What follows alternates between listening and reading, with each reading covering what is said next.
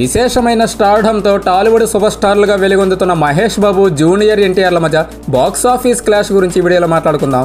మొదటిగా వీరి మధ్య పోటీ 2003లో వచ్చింది. ముందుగా నాగా సినిమాతో జనవరి 10న ఎన్టీఆర్ రాగా దానికి 5 రోజుల గ్యాప్తో మహేష్ బాబు వచ్చారు ఒక్కడు సినిమాతో. నాగా మూవీ పొలిటికల్ బ్యాక్డ్రాప్తో నడిచే ఓ స్టూడెంట్ కదా. ఇందులో ఎన్టీఆర్ యాక్టింగ్ బాగున్న ద్వితీయార్థం కథనం ఆసక్తికరంగా లేకపోవడంతో ఇది బాక్స్ ఆఫీస్ వద్ద పరాజయాన్ని చూసింది. అయితే పాటలు మాత్రం సూపర్గా అలరిస్తాయి. ఇక తండ్రి చనిపోయే ఎపిసోడ్ కూడా అలాగే ఉంటుంది.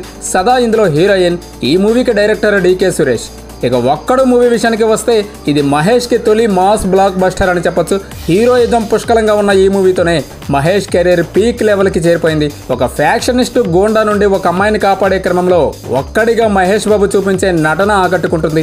అలాగే మణిశర్మ పాటలు కూడా హీరోయిన్ భూమిక అంత అందంగా అలరిస్తాయి. ఈ సినిమాకు డైరెక్టర్ గుణశేఖర్. ఇలా ఈ తొలిసారి క్లాస్ లో మహేష్ బాబు విన్నర్ గా నిలిచారు. ఇక మళ్ళీ రెండవసారి వీరి మధ్య పోటీని కానీ చూస్తే 7 ఏళ్ల గ్యాప్ తో 2010లో వచ్చింది. ఖలేజా సినిమాతో అక్టోబర్ 7న ముందుగా మహేష్ బాబు రాగా దానికి వారం గ్యాప్ తో అక్టోబర్ 14న వచ్చారు జూనియర్ ఎన్టీఆర్ బృందావనం సినిమాతో.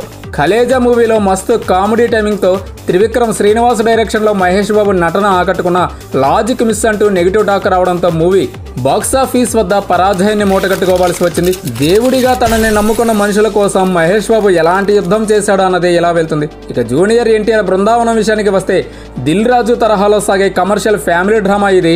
వరుసగా మాస్ క్యారెక్టర్లు చేస్తూ వచ్చిన ఎన్టీఆర్ ఇందులో సాఫ్ట్ రోల్ చేయడం ఆడియన్స్ కి ఫ్రెష్ ఎక్స్పీరియన్స్ ఇచ్చింది. సమంత, కాజల్ అగర్వాల్ ఇందులో హీరోయిన్లు కాగా వారి కోసం నాటకమాడి 2 కుటుంబాలని కలిపిన ఎన్టీఆర్ కి ఎలాంటి చిక్కులు వచ్చాయన్నది ఆద్యంతం ఆకట్టుకునే ఎంటర్టైన్మెంట్ తో తెరకెక్కించారు డైరెక్టర్. ఇలా తొలిసారి క్లాస్ లో మహేష్ విన్నర్ అయితే రెండవసారి పోటీతో ఆ బాకీ తీర్చేశాడు ఎన్టీఆర్. ఇక మూడవసారి పోటీలోకి వెళ్దాం. ఈసారి 2011లో సెప్టెంబర్ 23న దూకుడు అంటూ మహేష్ బాబు దూసుకొస్తే దానికి 2 వారాల గ్యాప్తో అక్టోబర్ 6న ఓసరవెల్లి అంటూ కొత్త రంగులతో వచ్చారు ఎన్టీఆర్. దూకుడు మూవీ పక్కా మాస్ అండ్ కామెడీ ఎంటర్టైనర్. తన తండ్రికి తీరని అన్యాయం చేసిన వ్యక్తులకు వారి వెనుక ఉన్న మాఫియా డాన్కు చెక్ పెట్టేందుకు బ్రహ్మానందంతో ఎంఎస్ నారాయణతో మహేష్ బాబు చేసే రియాలిటీ షో ఆధారంగా తెరకెక్కిన ఈ ఫక్త్ కామెడీ విశేషంగా ఆకట్టుకోవడంతో ఇది బాక్సాఫీస్ వద్ద బ్లాక్ బస్టర్ విజయాన్ని దక్కించుకుంది.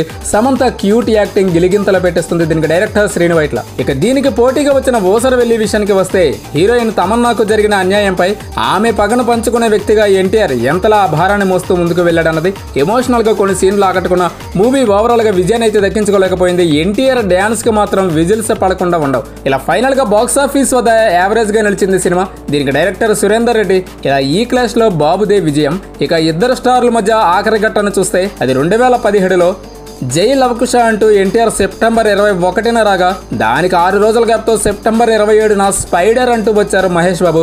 కళ్యాణ్ రామ్ సొంత బ్యానర్లో తెరకెక్కించిన జై లవకుశలో NTR first time triple role చేసి ఈ జనరేషన్లో 3 గెటప్పులు వేసిన తొలి హీరోగా టాలీవుడ్లో కొత్త రికార్డు అయితే నెలకొల్పారు.